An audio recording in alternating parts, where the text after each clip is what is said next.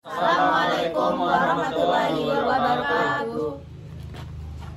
Tiang oleh kelompok 2 ya bernarasi tentang cerita dari Lombok hak berjudul Papuk Mama dan Papuk Kina. Sebelum kelompok Tiang niki bernarasi, Tiang ya perkenalan masing-masing dari kelompok Tiang.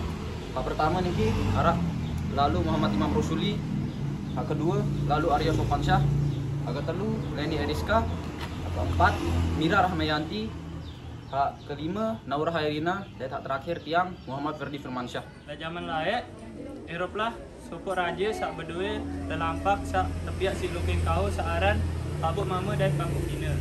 Papuk Mama dan Papuk Kina niki bersenini semama. Saya ansak niki cuma cerita dongeng doang, jarin darat masalah lamun lalampak bau ngeraos. Lek bilang malam niki Papuk Mama dan Papuk Kina girang begejuh. Saya ansak Nia niki cuman jari lalampak raja doang. Sin sak mangkin niki musim hujan jarin raja girang kadu.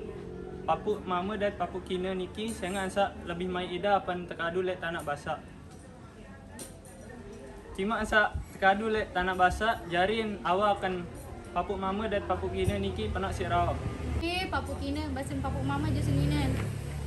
Napi Ruan jandek tahu jadi dan lampak sengaan mereka lebih berguna ketimbang jadi lampak main raju berembek nanden. Iya jaruan dan mai barak mening. Nak terus apa sangan basin Papuk Kina. Seduaan langsung berdoa ju nenek kuasa jari meong.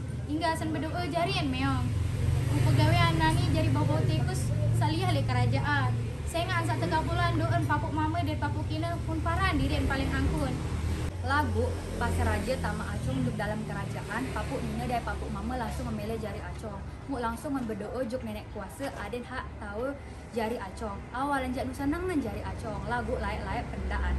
Mu malikan berdoa juk nenek kuasa aden hak tahu jari raja. Mu malikan tegak bulan jari raja dari teratu. Kerajaan Papuk Nina dan Papuk Mama begak megah dari penak rakyat. Mu langsung terdengar cerita ni ke isi ones raja. Mu langsung serang kerajaan Papuk Nina dan Papuk Mama.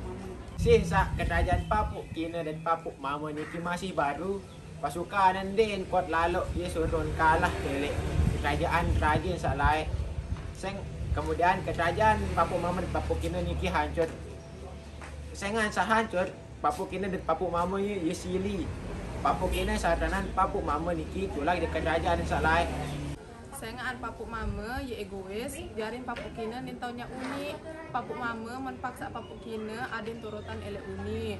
Akhir lalu berdoa Papuk Mama kanca Papuk Kina berdoa elek nenek kuasa adin terjarian nenek kuasa endah. Hingga sang berdoa Papuk Mama kanca Papuk Kina malik kenjari lalampak. Nah, pesan moral hak baut bait elek cerita wata sampean si kelompok Tiang niki hak berjudul Papuk Mama dan Papuk Kina harus tetap bersyukur atas apa hawa tak mau kancing mut bau ja dia mengeluh andai narak masalah atau ujian tak datang di kita. Sekian narasi cerita masyarakat Lombok elek kelompok Tiang. Mohon maaf menarak salah-salah kata. Matur tampi asih. Wassalamualaikum warahmatullahi wabarakatuh.